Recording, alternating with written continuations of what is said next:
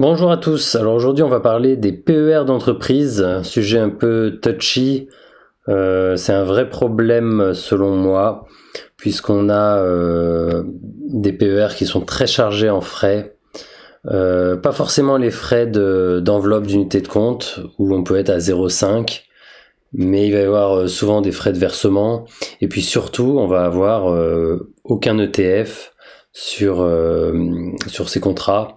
On va avoir essentiellement des fonds actifs qui sont extrêmement chargés en frais. Là, j'en ai un sous les yeux d'une personne de mon entourage où je suis passé d'un fonds sous pilotage à un pilotage automatique, ou je ne sais plus l'intituler, à un fonds piloté entre guillemets manuellement, et je n'ai rien trouvé en fait de vraiment intéressant.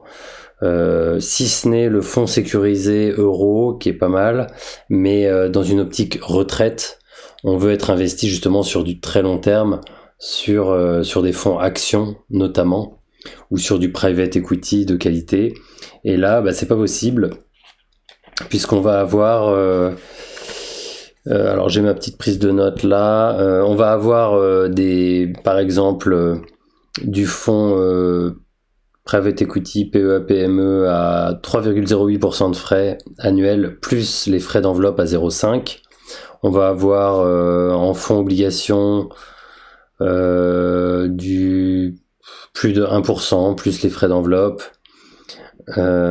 Pour le BlackRock flexible, c'est-à-dire c'est un mélange entre des obligations et des actions, alors on a des frais à quasiment 1%, on est à 0,98, plus les frais d'enveloppe. Donc je vois pas trop l'intérêt. Après on a, et pourtant BlackRock est connu pour ses ETF aussi. Alors on a également en Action Monde, j'ai tout sous les yeux, j'ai le contrat sous les yeux, format papier. En Action Monde, on est à 2%, je crois, si j'arrive à retrouver. Et en Action Europe, Action Monde, on est à 1,8%, plus les frais d'enveloppe toujours qui s'ajoutent, plus les frais de versement, je sais plus à combien ils sont. Ils sont pas énormes non plus, mais je crois que ça doit être du 1 ou 2%. Si, ça fait beaucoup quand même. Il faudrait que je vérifie plus en détail. Et puis voilà, pour les actions européennes, on est à combien? On est à Action Euro, on est à 1,94%, auquel il faut toujours évidemment ajouter les frais d'enveloppe. Donc quelles sont les solutions? Tant que vous êtes dans l'entreprise, c'est pas possible de changer. Par contre, à l'issue, quand vous changez de boîte, ou si vous devenez indépendant, vous allez à ce moment-là pouvoir passer sur un contrat plus performant, type Lucia Cardiff, type Lynxea.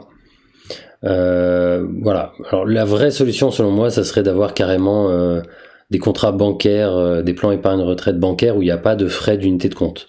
Puisque même les meilleurs contrats, Lucia Cardiff, Lynxea, Garance, et puis il y en a d'autres que j'oublie, j'imagine chez Swiss Life, chez d'autres opérateurs, vous allez avoir, même dans les très bons contrats avec des ETF très peu chargés, vous allez avoir quand même des frais d'enveloppe de minimum 0,5%, et ça à l'échelle d'une vie, ça va greffer les performances même sur un bon contrat. Alors sur un contrat comme celui que j'ai là sous les yeux, alors là c'est encore plus catastrophique, puisqu'on a les frais d'enveloppe qui s'additionnent à des fonds actifs qui vont systématiquement sous-performer à long terme le marché, de par les frais annuels entre 2 et 3% pour les fonds actions, voire même plus de 3% sur du private equity. Donc forcément là ça va pas être possible d'être performant, et sur le long terme, à l'échelle d'une vie, si on met des sommes importantes sur son PER tous les mois, ça peut être des centaines de milliers d'euros facilement, hein. Donc qu'est-ce que j'ai mis? Oui, là j'avais l'exemple du Mirova dans le contrat que j'étudiais. Donc même si vous voulez être, donc là déjà dans ce contrat j'avais pas mal d'obligataires. Donc j'ai passé tout en action, puisqu'on est sur du très long terme, on est sur du PER à la retraite. Donc on peut se permettre d'être en grande partie action ou non coté private equity. Le problème c'est qu'il n'y a rien qui me convenait dans le contrat. Donc par défaut, j'ai mis de l'action monde, puisque j'avais pas trop d'autres choix. Alors, il y a le fonds euro qui est pas mal, mais sur une échelle longue, c'est pas intéressant. Sur une échelle longue, il faut être sur l'action. Et or, la retraite, c'est dans très longtemps. Donc, on est censé, sur un PER, être sur le marché action quand même en grande partie. Qu'est-ce que j'ai mis d'autre dans mes notes? Bon, je crois que j'ai un peu tout dit à l'oral. Alternatives recommandées, effectivement. Avoir des ETF, Amundi, Vanguard, iShares, mais des ETF passifs et un contrat avec des frais à 0,5 et ces fameux ETF, et on va pouvoir à ce moment-là limiter les frais et avoir quand même un effet boule de neige à l'échelle d'une vie. Alors je vise pas d'établissement particulier, hein. Là il se trouve que Mirova, voilà, on a une société, une banque, mais je vise pas un établissement bancaire plus qu'un autre.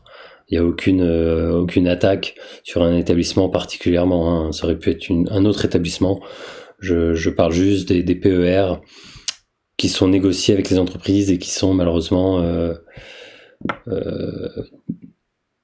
pas bons du tout pour les salariés à long terme, et même à moyen terme ou à court terme, c'est une catastrophe en termes de frais, quoi.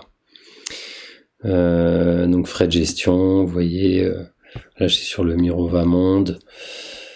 Alors la composition, on va être sur... je cherche la composition du fonds, voilà. Donc pas d'ETF, donc on a du Microsoft, du Nvidia, mais ça, il n'y a pas besoin de payer un fonds actif. Je ne sais plus sur combien on est là. Sur l'action monde, on est à 1,8%. Ça, on peut le faire tout simplement avec un ETF SP500 ou World ou USA ou World tout simplement, avec des frais qui vont être entre 0,03 et 0,20. Or là, on est fois 20 si je prends un 0,05 ou fois 10 si je prends un ETF World à 0,20, quoi. Fois 10, fois 20 en termes de frais, donc c'est considérable. Et voilà, on a des boîtes sur lesquelles n'importe quel ETF va faire le job, ou même soi-même en prenant des titres vifs, c'est pas très compliqué. Donc voilà, j'ai terminé avec cette petite vidéo qui est une vidéo très importante sur votre avenir. Bon, moi je recommande évidemment d'avoir des comptes titres aussi, PEA évidemment, où là il n'y a pas de frais d'unité de compte. Vous pouvez avoir des bonnes assurances vie aussi. Et puis le PER, c'est compliqué quand vous êtes en entreprise, mais quand vous changez de boîte, vous pouvez...